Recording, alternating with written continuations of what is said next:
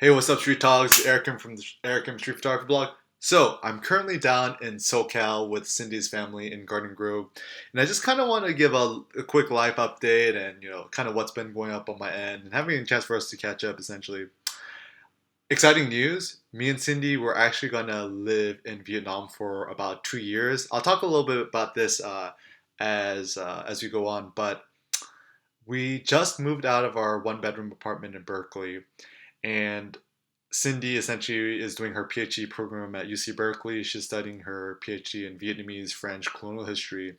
And she's actually doing research on libraries. And she just finished what are called her oral examinations, which is within 3 months, she has to read 300 books. And then she sits down with a bunch of professors who are all the tops of their fields. They ask her just really difficult questions for 3 hours, and she has to, remember all these things.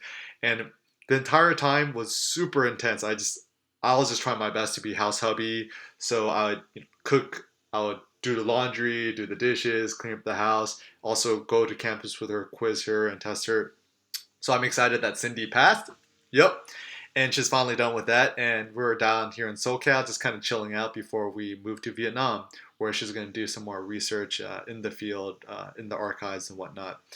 And when we were moving out of Berkeley, it's kind of incredible just how much crap I have. I always thought, I'm a minimalist, whatever, but there's just so much shit in my apartment that I'm like, why do I still have this? And I spent a long time deciding what to keep, what to donate, what to throw away.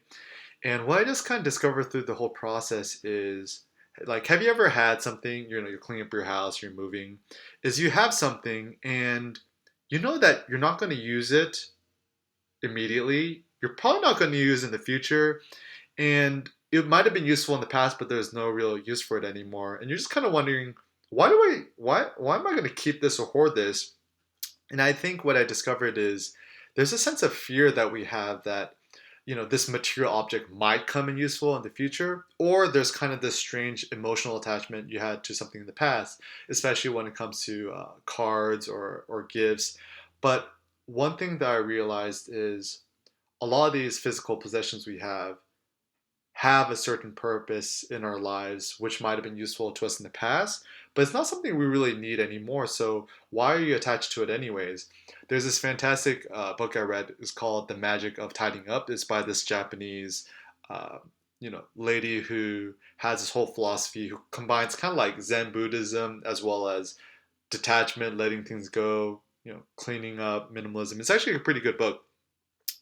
And the number one thing I learned from the book was every time you're about to discard something, or you're not sure if you want to keep something or not, you just kind of pick it up in your hand and you just kind of look at it and you think to yourself, does this spark joy in my life? If it does spark joy, figure out how to, file it away or keep it in one way or another.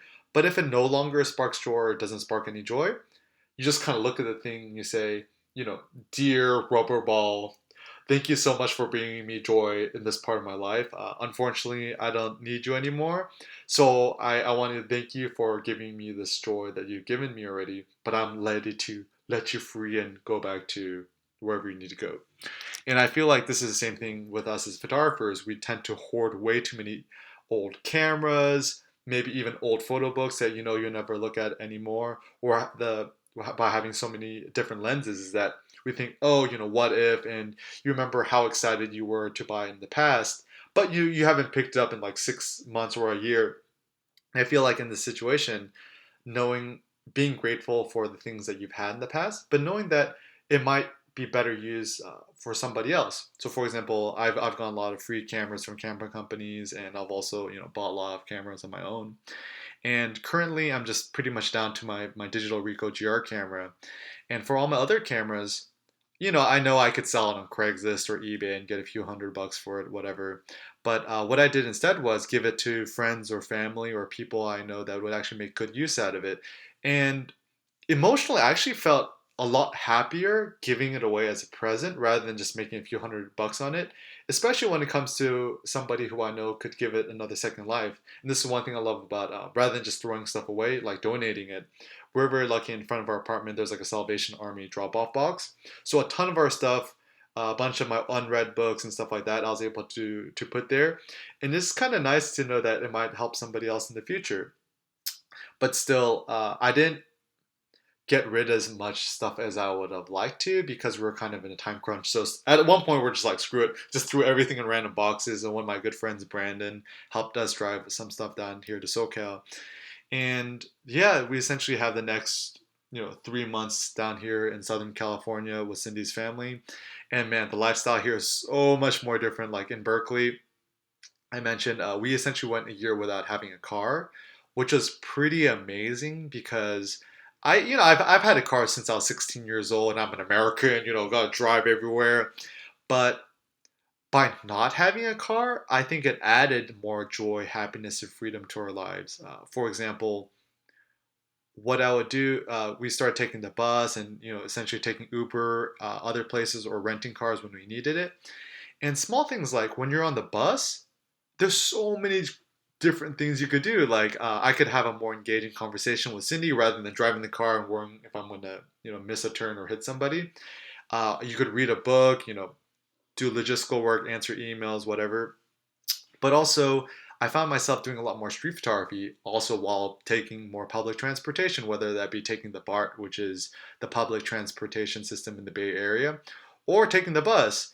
And so it just kind of gave me more opportunities to take photos. And not only that, but I felt a lot more connected with my environment and with society because often when you're in a car, you're just kind of stuck in your own little bubble and you're not really connected with the rest of the world. But it's kind of nice when you go on the bus, you can say hello to the bus driver and you get to know the bus drivers and they get to know you. You kind of see all the other people on the bus or the subway, and you're kind of looking at them and say, oh, I wonder what they're up to. And sometimes you're nosy, you look over at what they're looking at on their phones, and inevitably it's like some text messaging service or Facebook or Instagram. But it's still kind of interesting to people watch in that sense.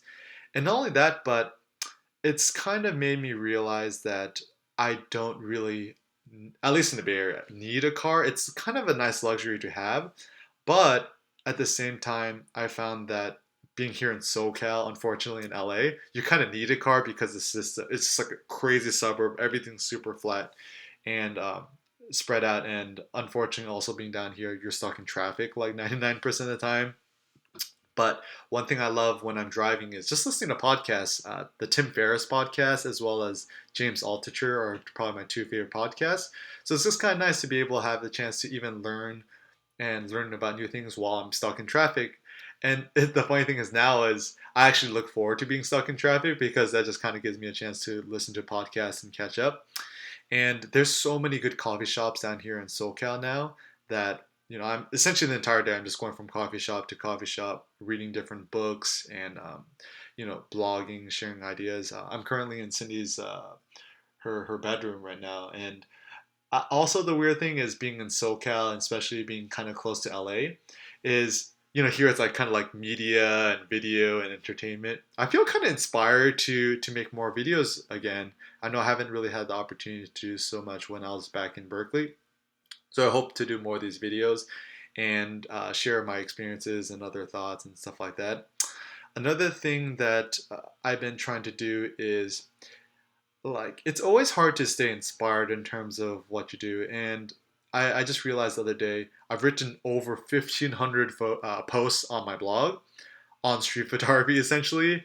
And a lot of people are saying, oh, okay, aren't you going to run out of ideas at a certain point?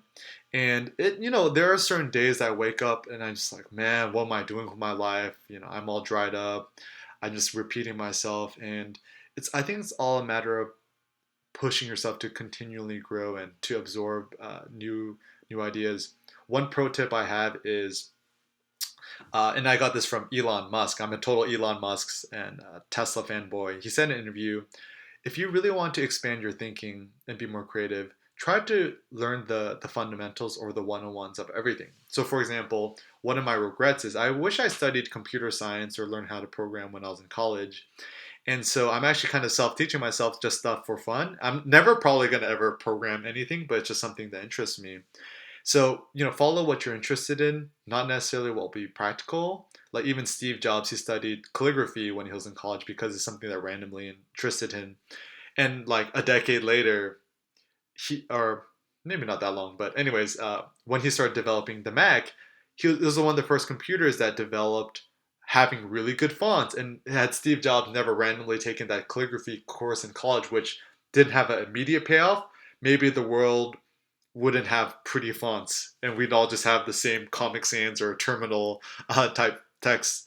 And so I've been teaching myself computer science. I've been so essentially the tip is rather than reading blogs, read PDFs because PDFs have such more distilled information that's much more important and useful. There's more signal, less noise.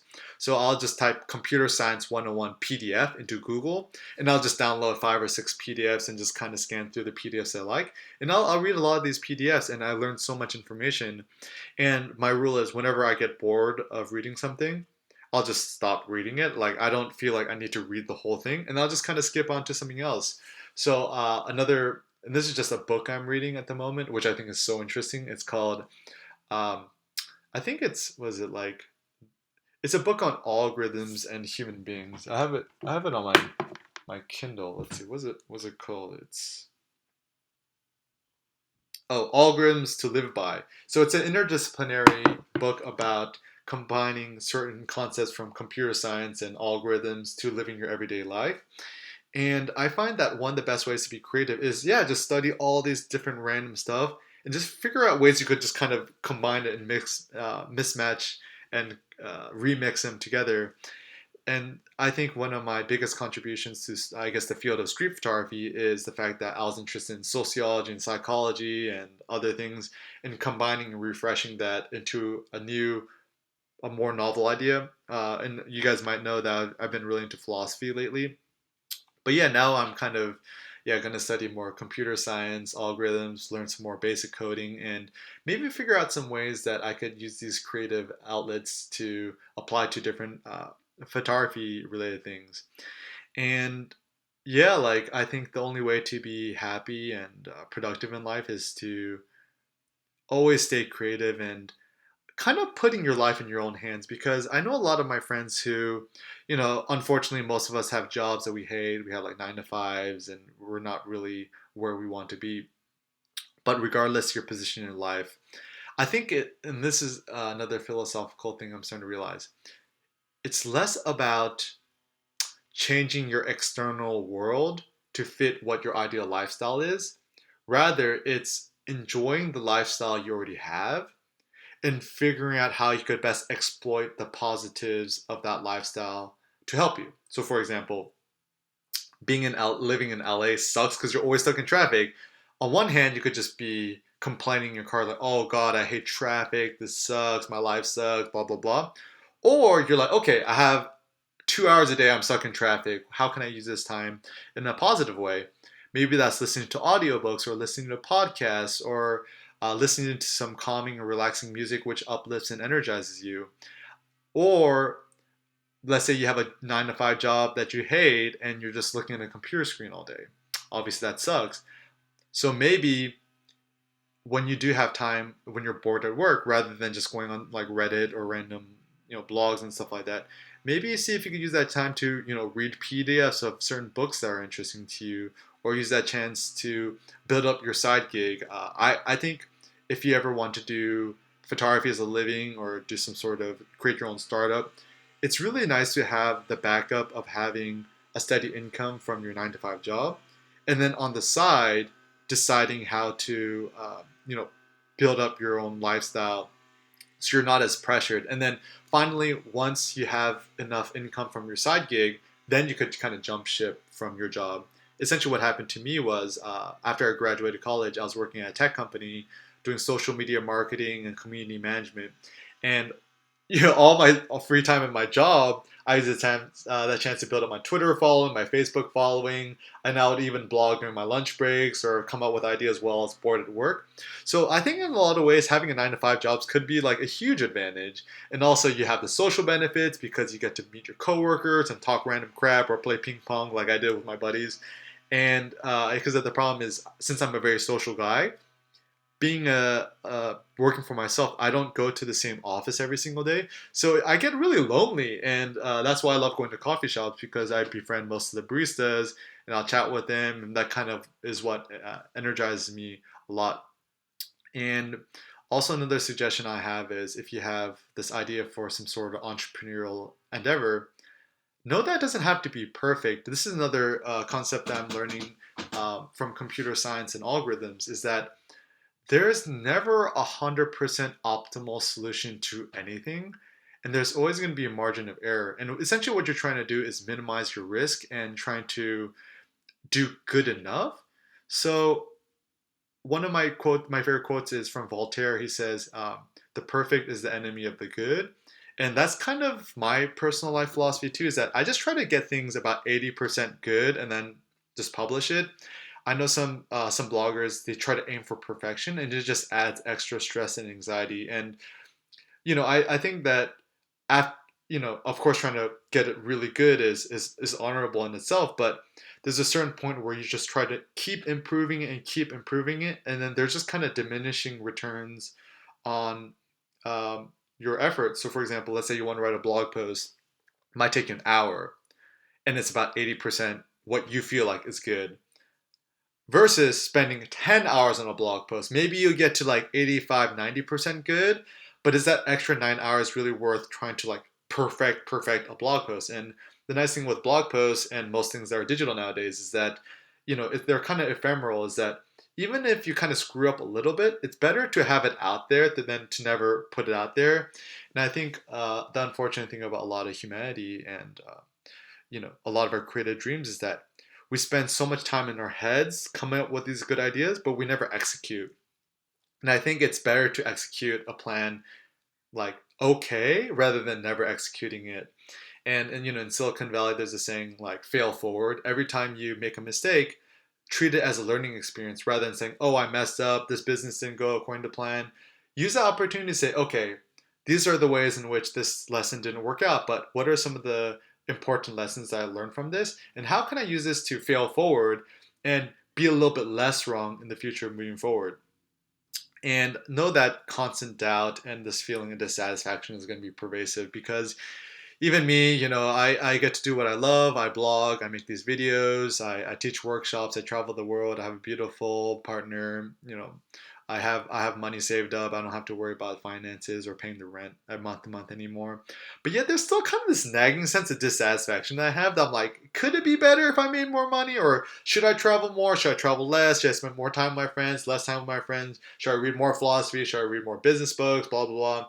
And even with social media, even though I have a pretty good following right now, there's always going to be somebody out there with more followers than you. So like, even for me, look at all these other photographers who are a lot more famous, more talented, having a gallery exhibitions, shows, blah, blah, blah. And, of course I feel envious of them and jealous that, somebody might, take over the street photography world and then I'll become homeless and I can't do what I love, blah, blah, blah. But one thing that's helped me is rather than being envious, just be genuinely happy for other people because, for example, in street photography, um, even when I started to do street photography workshops, I had a lot of people like bad mouth me and saying, "Oh, don't attend his street photography workshop because he's a charlatan, he's a liar, blah blah blah." No, attend my street photography workshop. I'm like, don't you realize that the more everybody's interested in street photography, the pie of the street photography world is going to get bigger for everybody. So it's not a zero sum game where everyone's just kind of fighting and trying to get that small little piece of cheese. Is that we're all contributing and we're all kind of helping things out. So my thoughts on capitalism and business is not like everyone just trying to dog eat dog. It's no, like we're contributing to this greater whole. So anything that's good for you is also and ultimately going to be good for me. But and also one thing that helps me is just spending less time on social media. I think it's all about finding a balance. Is that you spend too much time on social media, you're just going to be envious of other people. Spend absolutely no time on social media in any regard, then you just kind of become like a hermit living in a cave.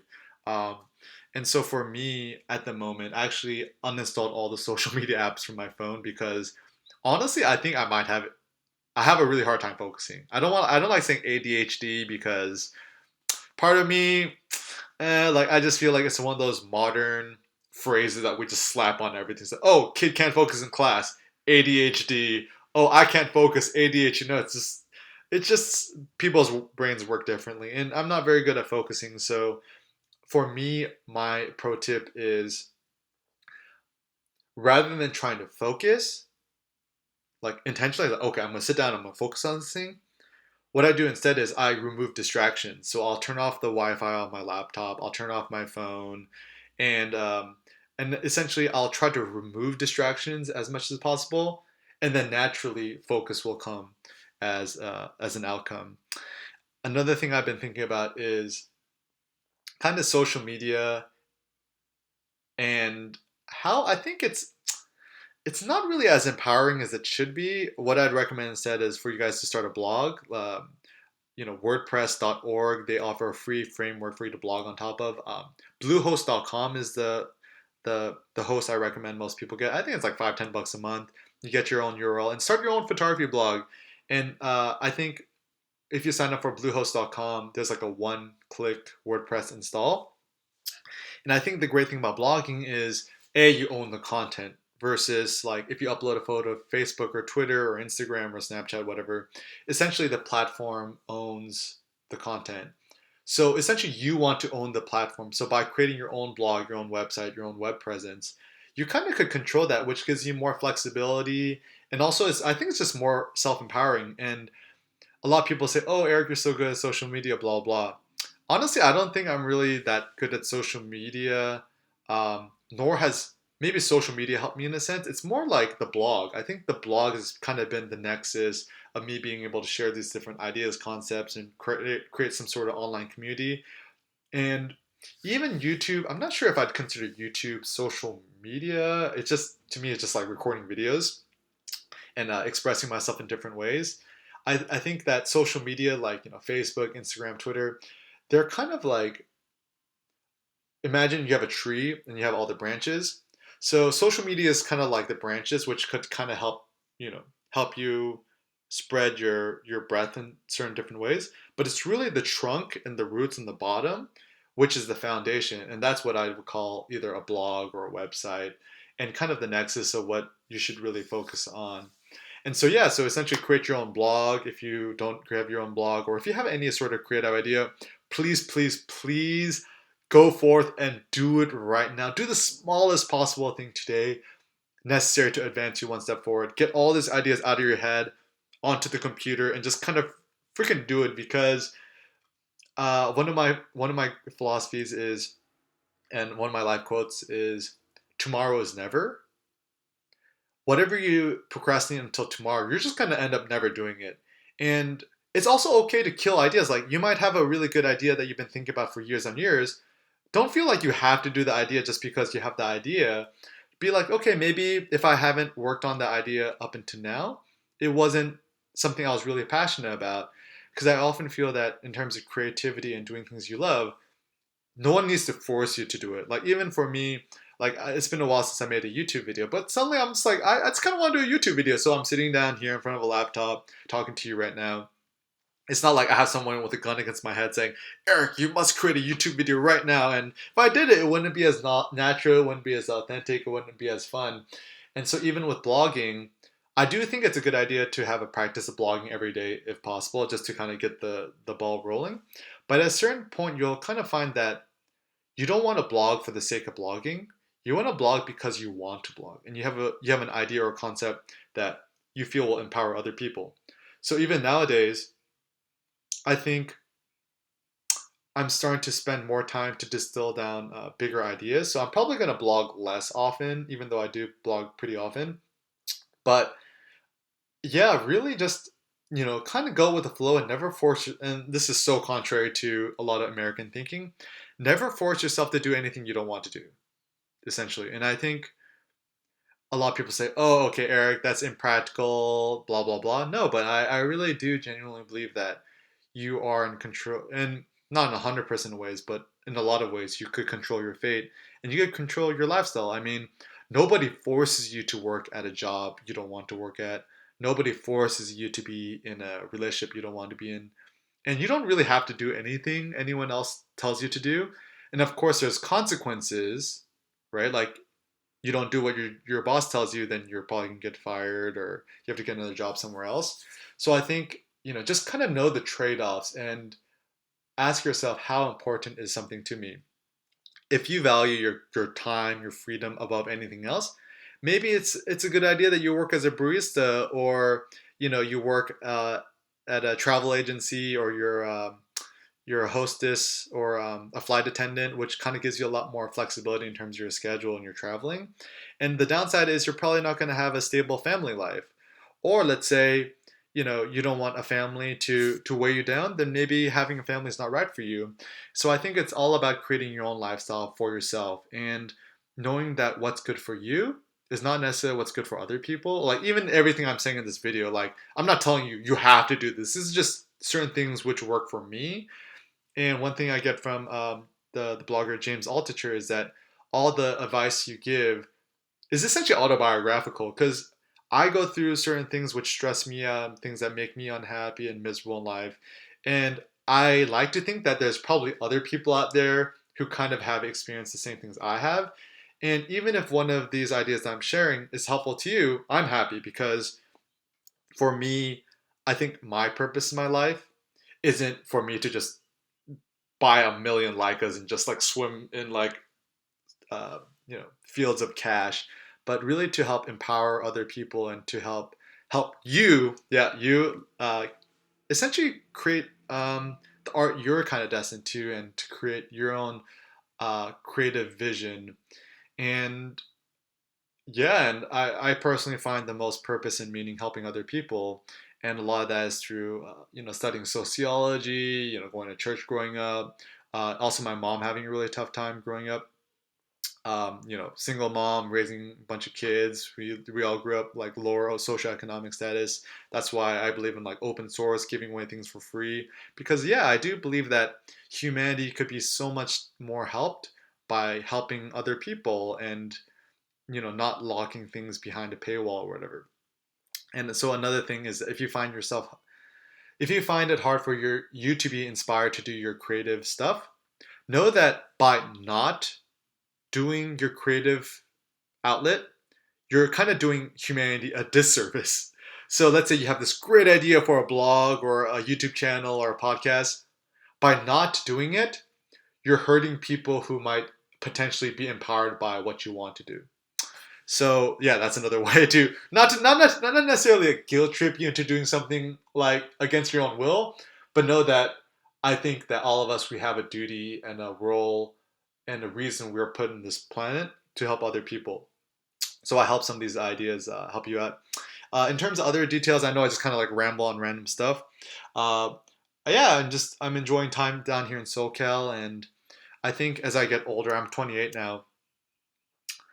I'm actually like, and the irony is that we're gonna be in Vietnam for like 2 years. So, oh yeah. So speaking of Vietnam, we're probably gonna be like 8 months in the north in Hanoi, which is kind of more like laid back and chill, kind of colonial French, a little bit more slow paced lifestyle. And then we'll probably be like 6 months in Saigon in the south, which is kind of a more, it's like more like New York City meets Los Angeles. Los Angeles, kind of more grimy, hectic city lifestyle. Free Wi-Fi everywhere, great coffee, and it's certainly a lot more Americanized. And then actually 6 months, for 3 or 6 months after that, we actually might live in France, probably Marseille, where Cindy's gonna do some research in the south of France and the archives there, because she's studying French Vietnamese colonial history.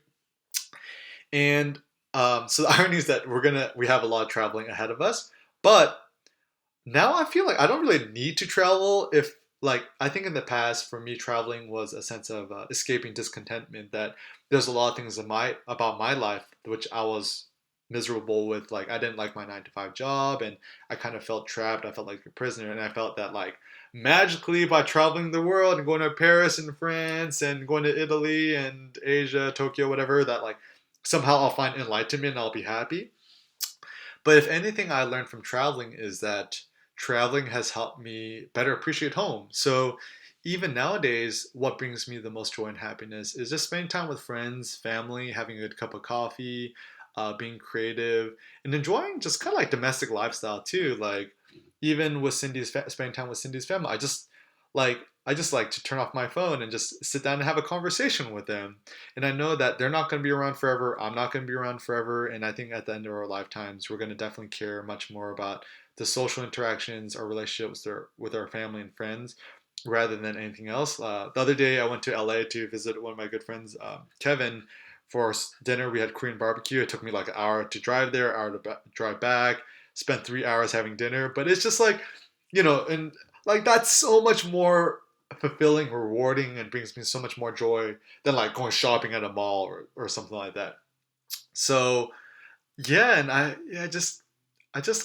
like small things like going to the grocery store, picking up meat, buying avocados. Um, and there's also lots of good coffee shops down here. I feel like as long as the city you live in has at least one good coffee shop, like you're kind of set.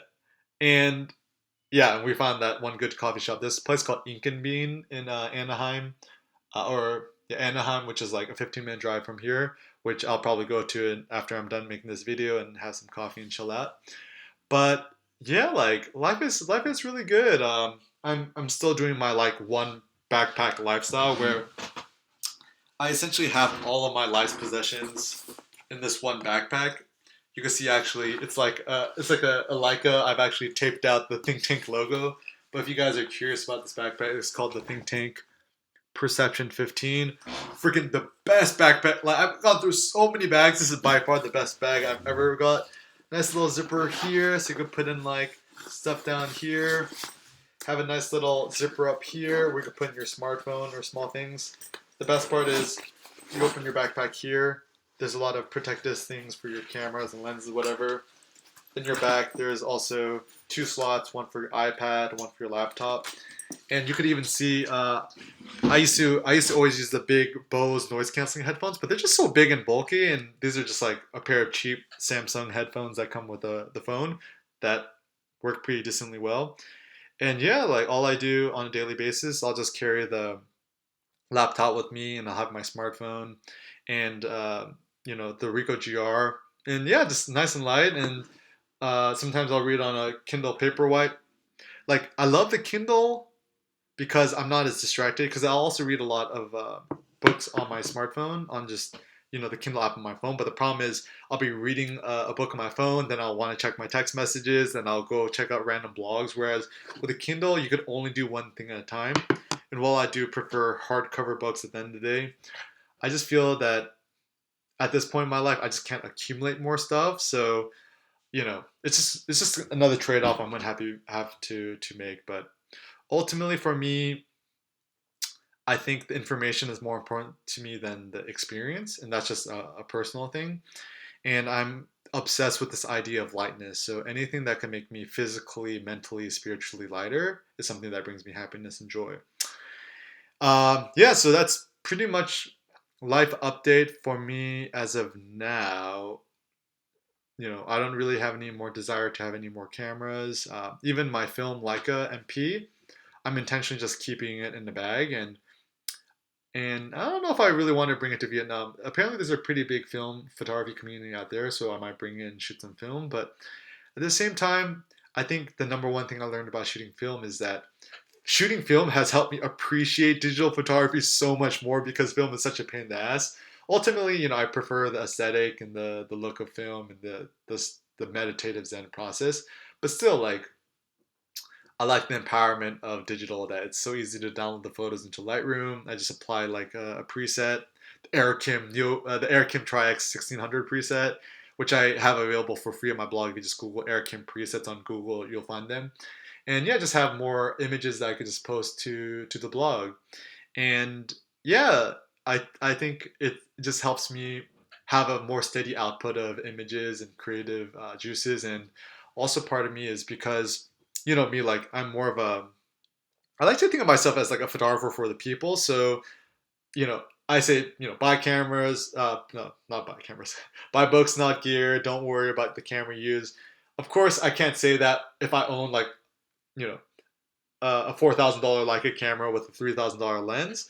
So I just been forcing myself to shoot on the Ricoh GR, and I'm like, dude, I'm getting like really good results out of this that make me super happy. I'm like, do I even need a Leica? So part of the idealist in me, I'm like, maybe I should just sell the Leica and not be so attached to it, even though, it's a beautiful camera and I've made a lot of good images with it. To, yeah, just prove to people that, hey, you could just buy a $600 camera or even use your smartphone and make images that empower you and make you happy, rather than saying, oh, my live stream is to buy a Leica, and you spend all these years trying to buy one, and then finally the day you get one, you find out that doesn't make you a better photographer in any ways, and doesn't make you any happier in any other ways possible. So yeah, that's pretty much it from me. I'm just living a backpack lifestyle. Just usually just wear like two t-shirts, wash it in the shower every single night, makes life easier. And yeah, as long as I have my good friends, my family, my loved ones, my coffee, and photography, I'm good. So yeah, until next time, thank you so much for listening, guys. We'll chat more and update you about life and things. But yeah, for you guys, yeah, start your own website, start your own blog. You have a creative idea, just do it.